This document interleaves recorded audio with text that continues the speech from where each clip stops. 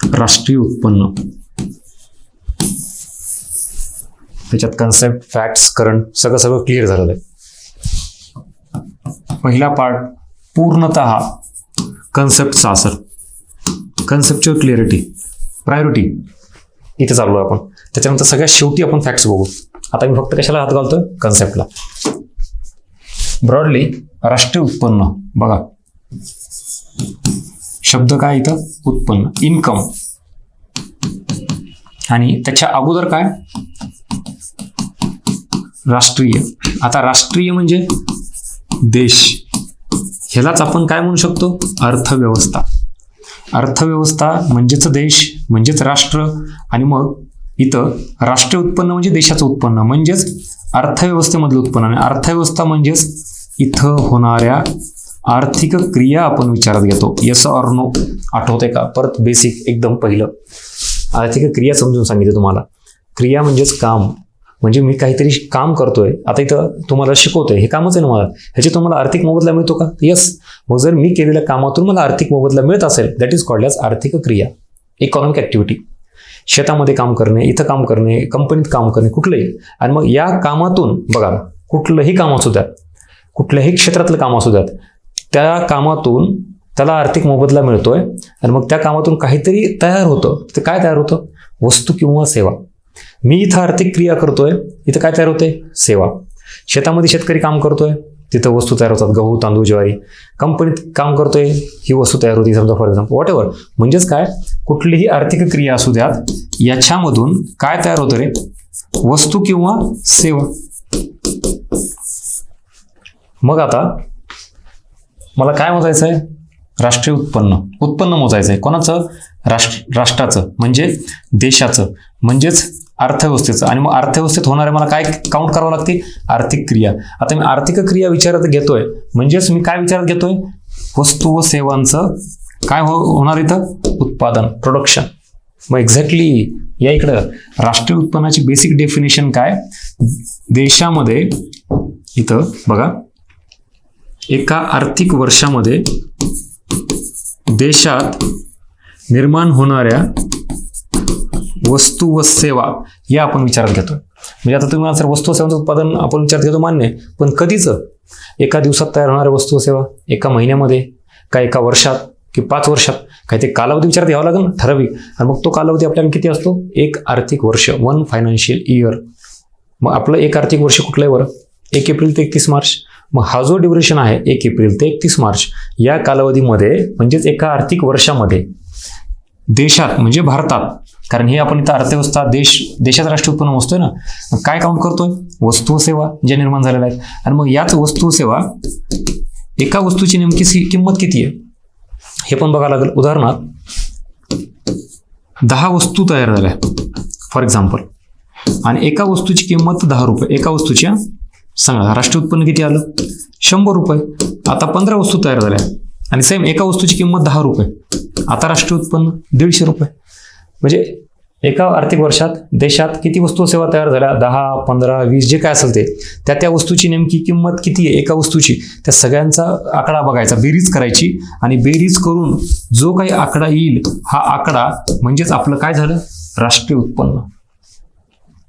सरळ सरळ कन्क्लुजन, राष्ट्रीय उत्पन्न मोजणं म्हणजे आपल्या देशामध्ये एका आर्थिक वर्षात जे काही वस्तू सेवा निर्माण होतात, जे काही प्रोडक्शन होतात, आणि त्या प्रोडक्शन होतं म्हणून त्या वस्तूची किंमतही काउंट करतो.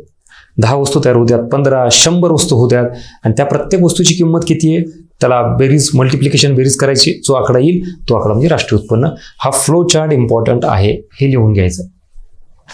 हे जे मी काय सांगितलं ते ब्रॉडली कन्सेप्ट कळाली. आणि म्हणून राष्ट्रीय उत्पन्न म्हणले की वस्तू सेवा का विचारात घेतात, त्याचं उत्तर इथं आहे. राष्ट्र, देश, अर्थव्यवस्था, आर्थिक क्रिया आणि वस्तू सेवांचं उत्पादन, इकॉनॉमिक ॲक्टिव्हिटी विचारात घेतो आपण. आणि सरळ सरळ तुम्हाला अजून एक असा प्रश्न येतो बघा. आता देशात सरकारमार्फत विशेषतः बघा, आता लिंक कुठं लागते? हा एक प्रकल्प आहे, सेज स्पेशल इकॉनॉमिक झोन. हे तर आपण पुढे घ्यायचं आहे भरपूर.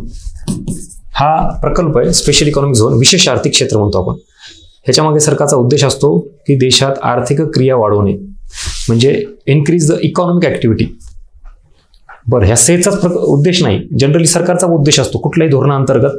सरकारचा मेन उद्देश काय असतो की देशात आर्थिक क्रिया वाढल्या पाहिजेत, इकॉनॉमिक ऍक्टिव्हिटी जास्तीत जास्त वाढल्या पाहिजेत. आणि याचा परिणाम म्हणजे हे सरकार का वाढवतं, आर्थिक क्रिया का वाढवतं सरकार. आर्थिक क्रिया जर वाढवल्या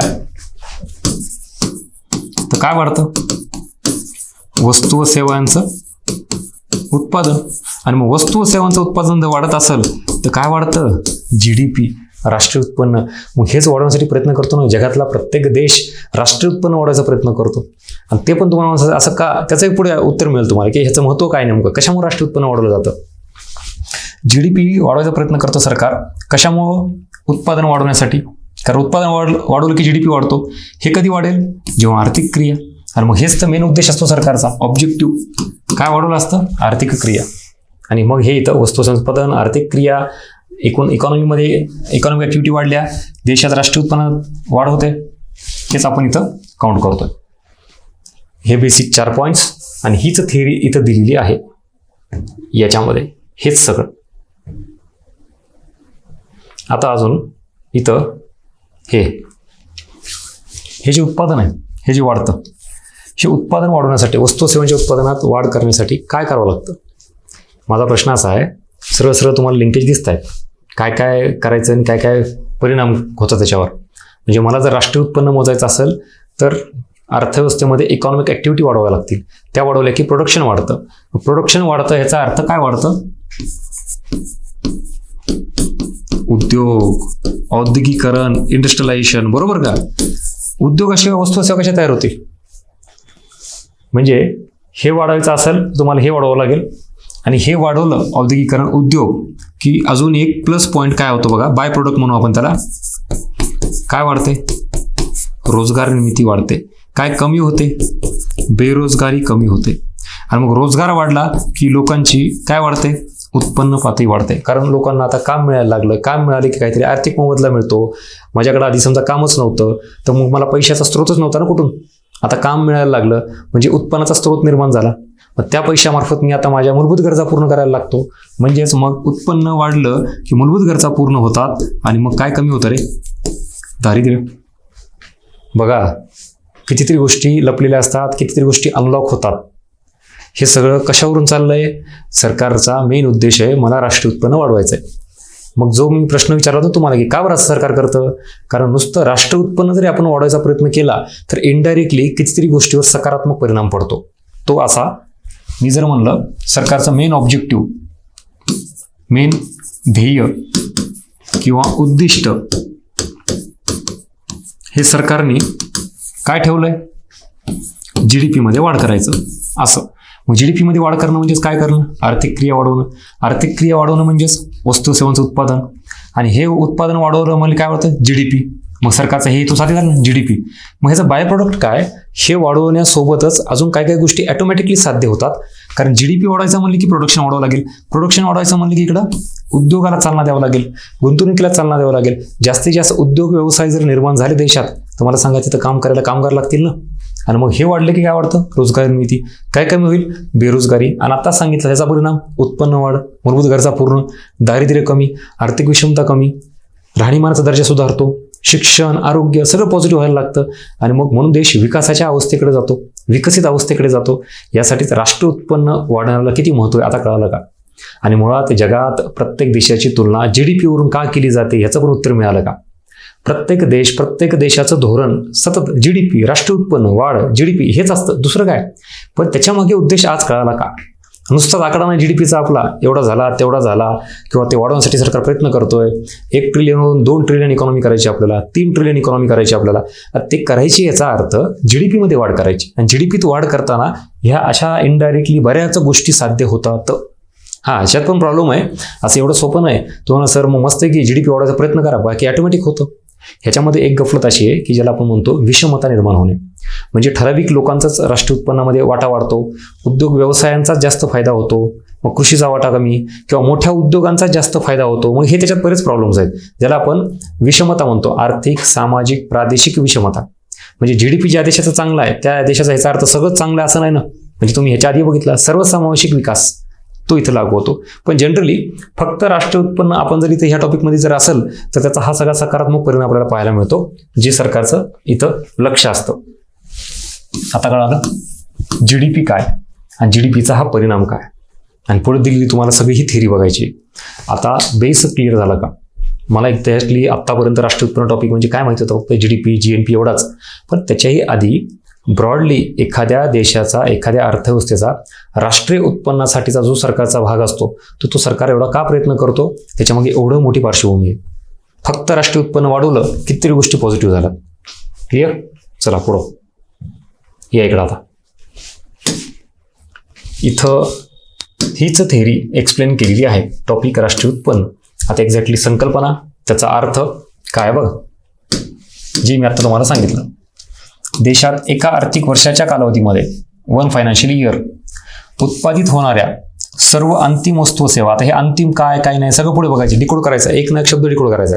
इथे तात्पुरतं लक्षात ठेवा, एक आर्थिक वर्ष, निर्माण उत्पादित होणाऱ्या म्हणजे वस्तू व सेवा, आणि पैशाच्या स्वरूपातील मूल्य म्हणजेच त्याची किंमत म्हणतो आपण त्याला.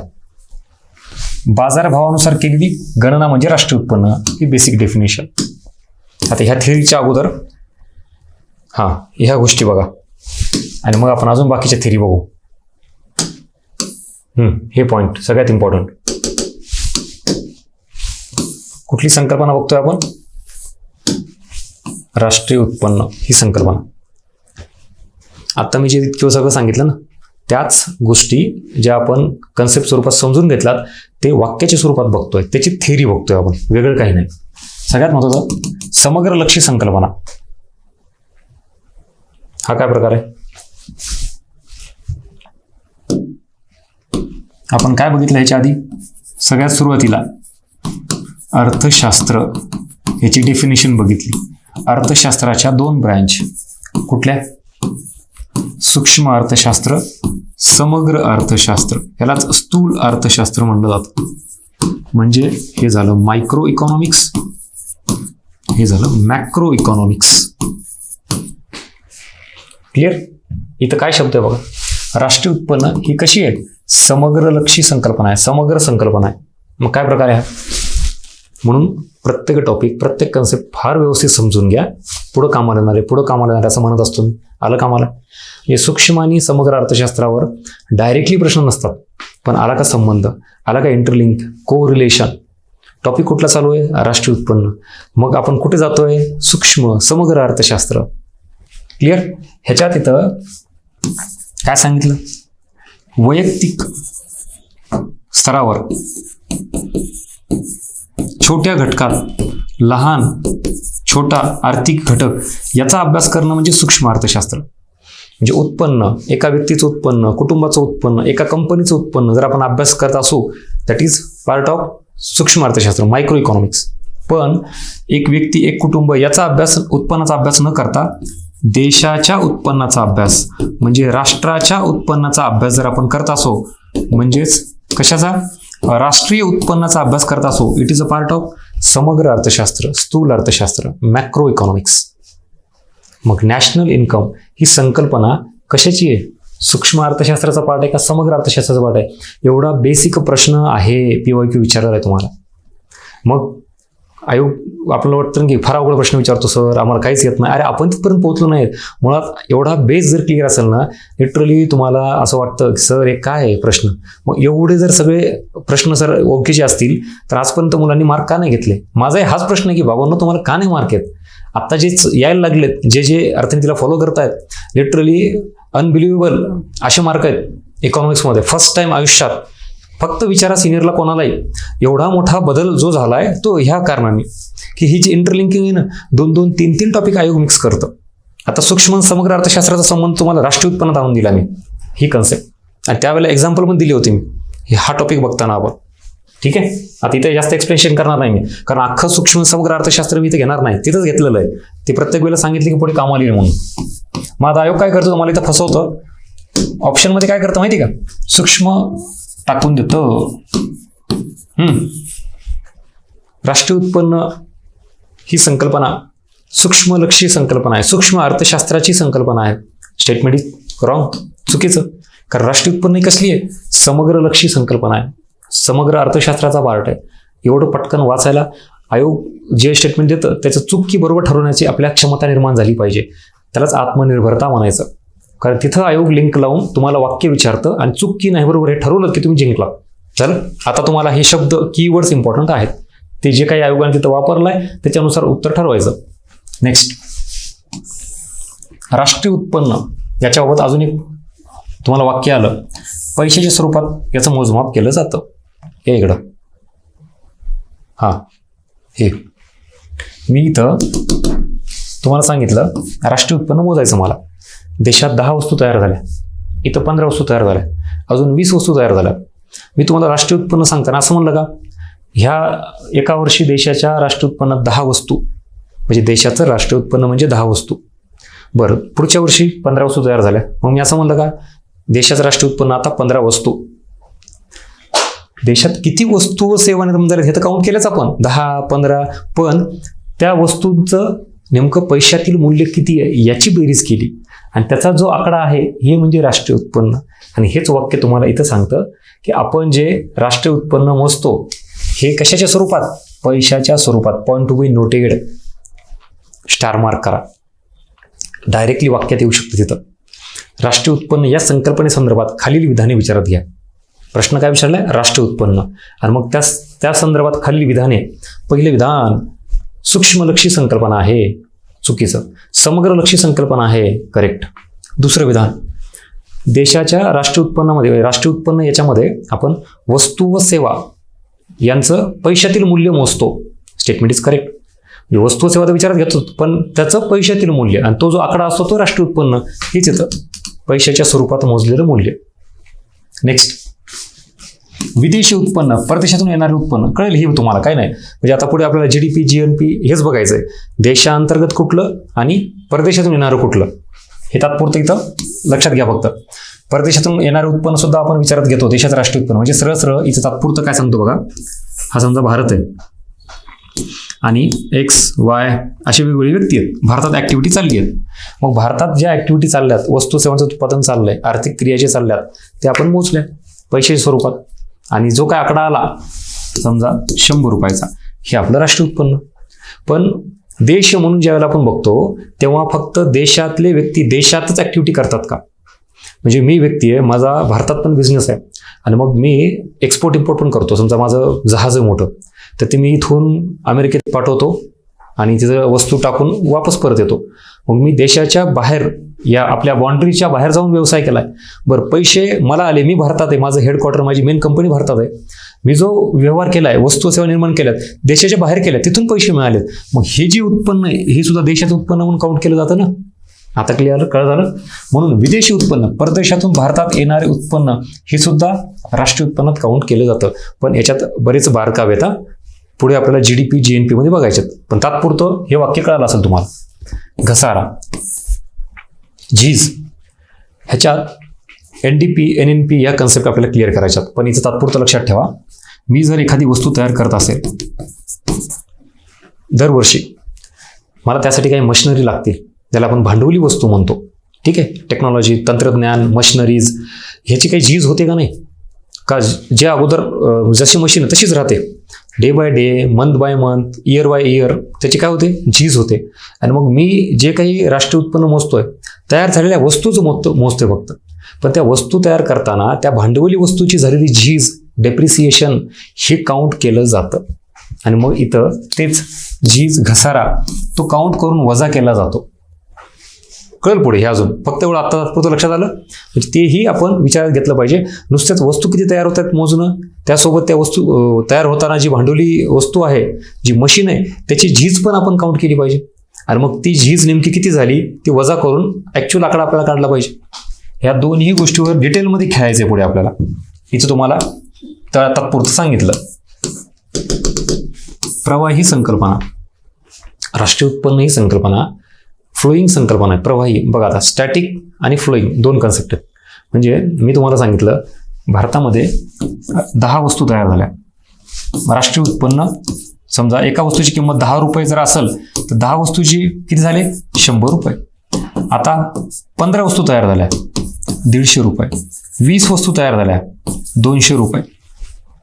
दरवर्षी तयार होणाऱ्या वस्तू या फिक्स असतात का?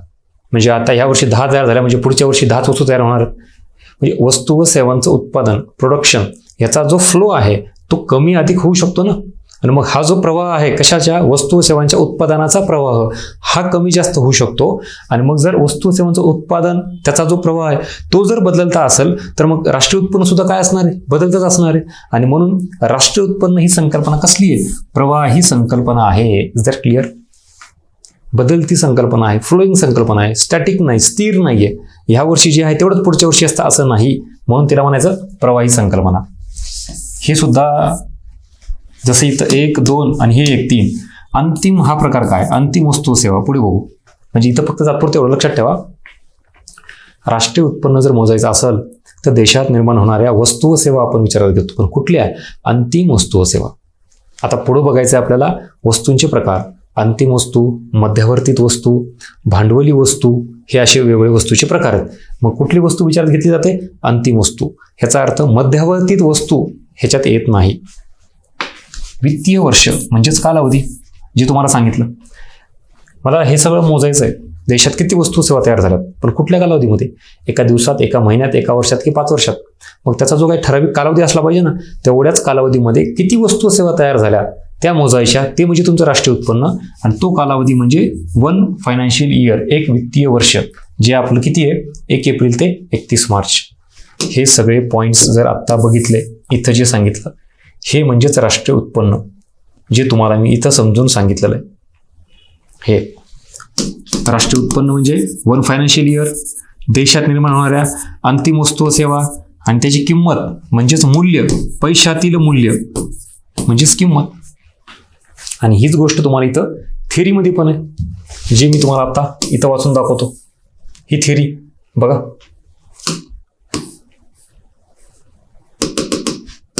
देशात एका आर्थिक वर्षाच्या कालावधीत उत्पादित होणाऱ्या सर्व अंतिम वस्तू व सेवा पैशाच्या स्वरूपातील मूल्य किंवा बाजारभावानुसार केलेली गणना म्हणजे राष्ट्रीय उत्पन्न.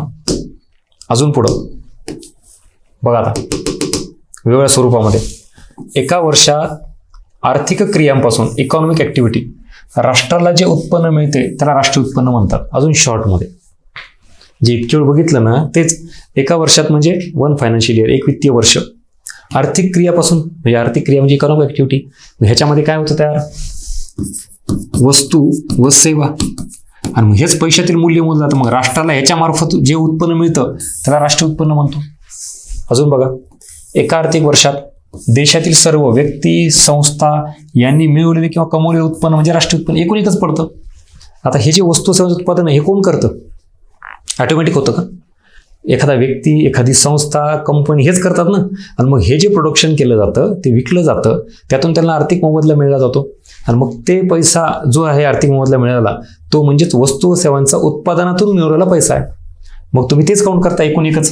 मग हे देशातील सर्व व्यक्ती, संस्था यांनी मिळवलेलं किंवा कमवलेलं जे उत्पन्न आहे ते म्हणजेच राष्ट्रीय उत्पन्न. आणि मग ह्यांनी कमवलेलं उत्पन्न कशामार्फत असतं? वस्तू व सेवांच्या उत्पादनामार्फत. मग एक्झॅक्टली आपण हेच काउंट करतोय. राष्ट्रीय उत्पन्नालाच राष्ट्रीय लाभांश, राष्ट्रीय उत्पादन असंही म्हणलं जातं. शब्द बघा, आता कन्फ्यूज होऊ नका. राष्ट्रीय उत्पादन, राष्ट्रीय उत्पन्न, राष्ट्रीय लाभांश, कुठं कुठं तुम्हाला असेही दिसतं राष्ट्रीय उत्पन्न शब्द वापरलाय, कुठं कुठं राष्ट्रीय उत्पादन. आता त्या टेक्निकली शब्दात नका जाऊ. जनरली आपण इन्कम म्हणजे पैसे स्वरूपात म्हणतो. उत्पादन म्हणजे प्रोडक्शन, ती एक प्रोसेस आहे म्हणजे वस्तू सेवा तयार करतानाची. त्यामुळे तो टेक्निकल जो डिफरन्स आहे तो इथं घेऊ नका.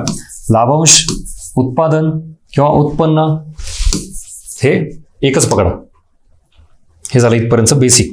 आता खाली अजून भरपूर डेफिनेशन आहेत. आपण राज्यसेवा मुख्य परीक्षेला नाही आहेत म्हणजे आपल्याला हे मेन्सला येणारच आहे का आम्हाला, पण मी तुम्हाला POQ सहित प्रूव्ह करून दाखवेल की ह्याला आपल्याला किती मर्यादित ठेवायचं आहे. त्यामुळे आता हे जस्ट हे फक्त रीड करा, म्हणजे सोडू नका, फक्त रीड करा. तेच फक्त फिरून विचारलेलं आहे वेगवेगळ्या वाक्यात. तुम्हाला इथं वाचून दाखवतो बघा. एका वर्षाच्या कालावधीत एखाद्या राष्ट्रातील मानवी श्रम आणि भांडवलाच्या साह्याने, मानवी श्रम म्हणजेच व्यक्ती, हे इथं वर जे सांगितलेलं, जे आता इथं आपण म्हणलं संस्था, व्यक्ती, आणि भांडवलाच्या साह्याने म्हणजेच ज्याला आपण तंत्रज्ञान, मशीन म्हणतो, नैसर्गिक साधन संपत्तीचा वापर करून, आता ऑब्व्हियसली मला एखादी वस्तू व सेवा निर्माण करायची असेल तर नैसर्गिक साधन संपत्ती वापरावंच लागेल. ह्याच्यातून मूर्त आणि अमूर्त, आता मूर्त म्हणजे वस्तू, अमूर्त म्हणजे सेवा. सरळ सरळ मी मागे सांगितलं दोघात फरक काय वस्तू आणि सेवामधला. वस्तूला भौतिक अस्तित्व असतं, मूर्त स्वरूपात आपण स्पर्श करू शकतो, मोजू शकतो. सेवाला भौतिक अस्तित्व नसतं, म्हणजे अमूर्त संकल्पना आहे काय सेवा. मग हे तेच शब्द वापरले त्यांनी.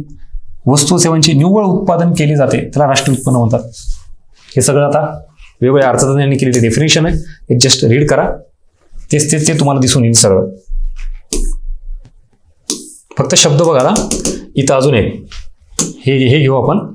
आपली जी राष्ट्रीय उत्पन्न समिती आहे, ही राष्ट्रीय उत्पन्न समिती भारतात कधी ऑगस्ट 1949ला स्थापन झालेली आहे. ह्यांनी काय डेफिनेशन केली बघा.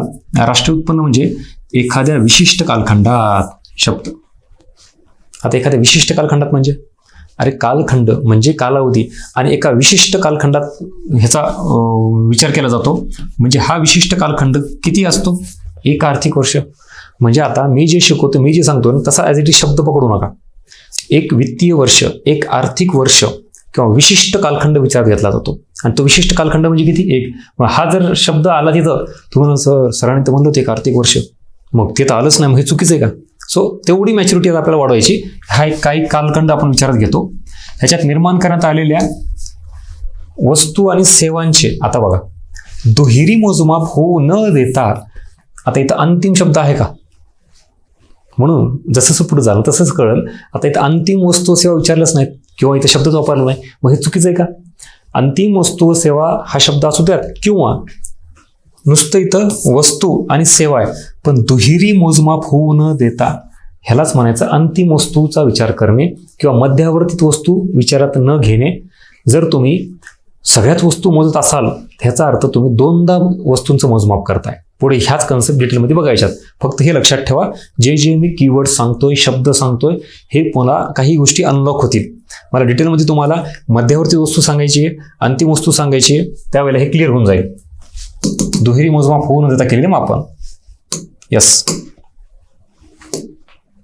ही झाली थेरी इथंपर्यंत. आता अजून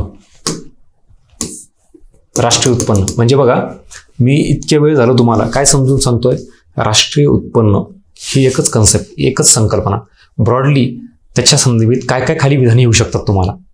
आता इथं निव्वळ विदेशी उत्पन्नाचा समावेश राष्ट्रीय उत्पन्नात केला जातो.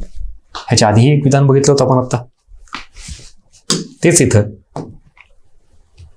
हे येतं. विदेशी उत्पन्न, परदेशातून भारतात येणारे उत्पन्न, हेच वेगवेगळ्या सोर्समधून वेगवेगळ्या शब्दात कायदेशीर मिळवलेल्या उत्पन्नाचा समावेश केला जातो राष्ट्रीय उत्पन्नामध्ये. बरोबर. मग आता आपण चोरी, दरोडा टाकलेली जी रक्कम आहे, समजा मी एका ठिकाणी चोरी केली, बँकेत लुटली, आणि मग माझं उत्पन्न ते आपण म्हणतो ना देशात व्यक्तीनं किंवा संस्थेनं कोणीही कमवलेलं उत्पन्न, मी एखादी वस्तू व सेवा निर्माण करून ते उत्पन्न कमवलं का, चोरी कमवून कमवलं म्हणजे बेकायदेशीर आहे असं काही कन्सिडर केलं जातं का, नाही. म्हणून इथं कायदेशीर मिळवलेलं उत्पन्न हेच राष्ट्रीय उत्पन्नात काउंट केलं जातं. ज्या वस्तू व सेवांना पैशाच्या स्वरूपात मूल्य किंवा विनिमय मूल्य असते अशाच वस्तू सेवांचा समावेश केला जातो. ह्याचा अर्थ काय, मला राष्ट्रीय उत्पन्न मोजायचं आहे, ह्याच्यामध्ये होतं काय, काही काही वस्तू, आता आपण जसं वस्तू विनिमय पद्धत म्हणतो बघा, म्हणजे बार्टर सिस्टीम, त्याच्यामध्ये पैसा येतच नाही. इथे शब्द काय बघा, ज्या वस्तू व सेवांना पैशाच्या स्वरूपातील मूल्य पैशाच्या स्वरूपात पाहिजे किंवा विनिमय मूल्य असते अशाच वस्तू व सेवांचा समावेश राष्ट्रीय उत्पन्नात केला जातो, बाकीच्यांचा नाही. अशाच वस्तू सेवांचा समावेश राष्ट्रीय उत्पन्नात केला जातो. इथं तुम्हाला हे थोडं अजून दिसेल एकत्रित. साधं उदाहरण, गावाकडं ग्रामीण भागात आजही चालतं. ॲक्च्युली हे आधी फार प्रमाण होतं. समजा मी शेतकरी आणि अजून कोणतरी दुसऱ्या गावाकडं व्यक्ती आहे, गावाकडे देवाणघेवाण चालते वस्तूची. बाबा तू काय कर, मला बैल जोडी दे बरं शेतात कामाला, माझ्याकडे नाही आहे, ते देतात. आणि मग मी त्याच्या बदल्यात त्यांना पैसे नाही देणार. मी काय म्हणणार, गव्हाचं ज्वारीचं जे काय उत्पादन असेल ते झाले की 2 पोते देते तुला मी, झाला व्यवहार क्लिअर. ह्याच्यात पैसा कुठं आला. बरं, वस्तू निर्माण झाली, सेवा निर्माण झाली, काहीतरी झालं निर्माण. मग वस्तू किंवा सेवा जी काही निर्माण झाली असेल ती राष्ट्रीय उत्पन्नात काउंट होईल का. कारण राष्ट्रीय उत्पन्नाची बेसिक डेफिनेशन काय, वस्तू व सेवांचं पैशातील मूल्य. इथं पैसा आलाच नाही, पैशाचा व्यवहारच झाला नाही. मग हे तसं की अशा वस्तू व सेवा ज्यांना पैशातील मूल्य आहेत. आता अजून एक साधं उदाहरण मी तुम्हाला ते शिकवतोय. सेवा तयार झाली, वस्तू किंवा सेवा आपण काउंट करतोय, त्यातली सेवा तयार झाली. ह्याच्यात बदल्यात मला आर्थिक मोबदला मिळतोय का? तुम्ही फीस पे केली ना, मग आर्थिक मोबदला मिळाला, आर्थिक क्रिया झाली ही. मग ही राष्ट्रीय उत्पन्नात काउंट करू का? होणार, बिलकुल. ही सेवा राष्ट्रीय उत्पन्नात काउंट होणार. बरं, आता माझा लहान मुलगा आहे 4 वर्षाचा, मी त्याला शिकवतो. भले आता राष्ट्रीय उत्पन्न इकॉनॉमी शिकवणार नाही, पण त्याला काहीतरी शिकवतो मी, पण तिथेही सेवा निर्माण झाली ना, शिकवलं ना मी. पण आता त्याच्यातून पैसे मिळणार का मला? मग अशा स्वरूपातील सेवा असू द्यात, वस्तू असू द्यात, ज्या की तयार तर होत आहेत पण त्याला पैशातील मूल्य नाही, तो थोडी मला पैसे देणार आहे. म्हणजे मग सेवा तर तयार झाली, एक्झॅक्टली लक्षात आलं. मग इथं पैशाच्या स्वरूपातील मूल्य किंवा विनिमय मूल्य, एक्झॅक्टली म्हणजे त्या वस्तूची देवाणघेवाण होताना काहीतरी पैशाची देवाणघेवाण होत असेल, त्याला म्हणायचं विनिमय मूल्य. विनिमय होतोय, देवाणघेवाण होती वस्तूची. सो असं जर असेल, अशाच वस्तू व सेवांचा समावेश राष्ट्रीय उत्पन्नात केला जातो, बाकीच्या केला जात नाही.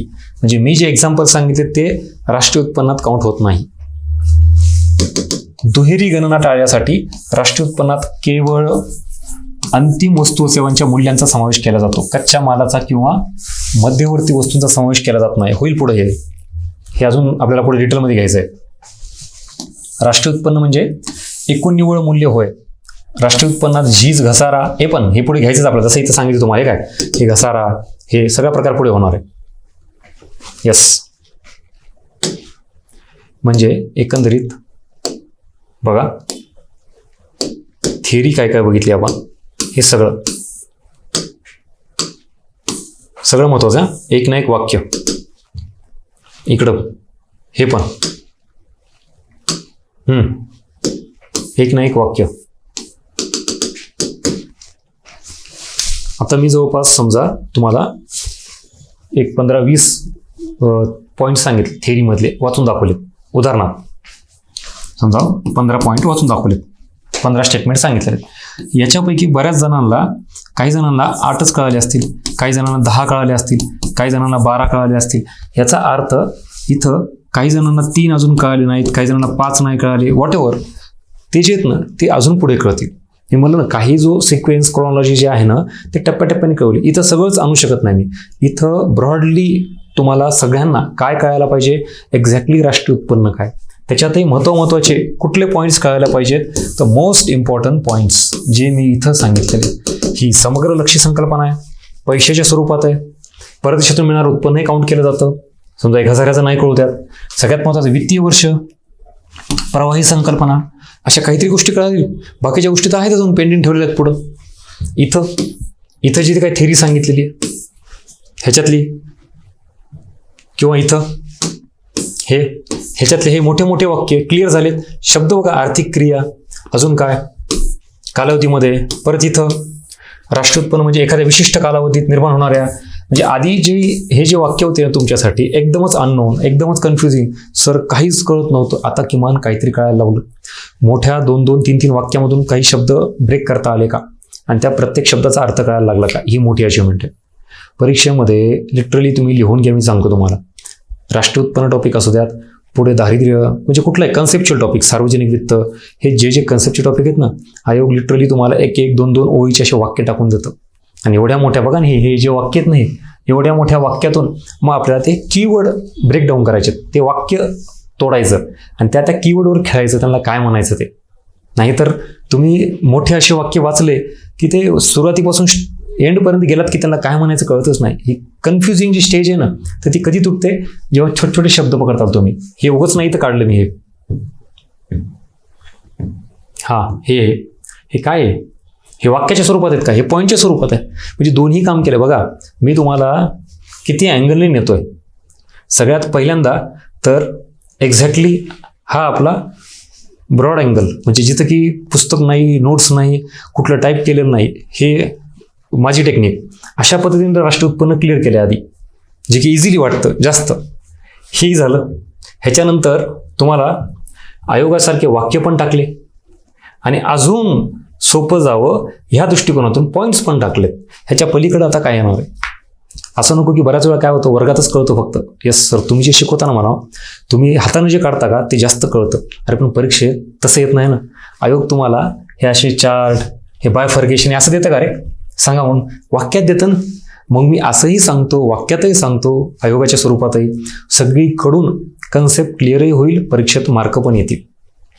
ठीक आहे. हा झाला इथपर्यंतचा पाठ. आता अजून याच्या पुढे बघा. अजून थेरी संपली नाही. मी अजून राष्ट्रीय उत्पन्नामध्येच आहे. आता राष्ट्रीय उत्पन्नाचे वैशिष्ट्य म्हणजे एक्झॅक्टली याच्यात काय आहे राष्ट्रीय उत्पन्नामध्ये? सेम तेच पॉईंट. राष्ट्रीय उत्पन्न ही एक काय समग्रलक्षी स्थूल अर्थशास्त्रीय संकल्पना आहे. घ्या ॲज इट इज वाक्य. आता काय वाटतं लगेच? Yes, statement is correct. राष्ट्रीय उत्पन्न ही प्रवाही संकल्पना आहे. Statement is correct. राष्ट्रीय उत्पन्न म्हणजे वस्तू व सेवा यांचे पैशात व्यक्त केलेले मूल्य आहे. राष्ट्रीय उत्पन्न हे उत्पादन, वितरण, विनिमय, उपभोग या आर्थिक क्रियांचं एकत्रित मापक आहे. ह्याचा काही कळालं का रिलेव्हन्स? एकतर मी काय म्हटलंय आर्थिक क्रिया. मग आर्थिक क्रिया म्हणजे काय आपण डिटेल सांगितलेलं आहे. वस्तू व सेवांचं उत्पादन, वितरण, विनिमय, उपभोग याला आर्थिक क्रिया म्हणायचं. आणि मग ह्या सगळ्यांचं एकत्रित मापक म्हणजे मोजमाप, जी काही व्हॅल्यू येते पैशात मोजतोय आपण, बेरीज करतोय, त्यालाच राष्ट्रीय उत्पन्न म्हणायचं. असे काहीतरी वेगवेगळे शब्द वाक्य येतात, पण अर्थ मात्र आपल्याला लिटरली माहिती असतो, आपण शिकलेलं असतं, पण याला फक्त कधी फेस केलेलं नाही. मग ही मेंटॅलिटी तयार करा.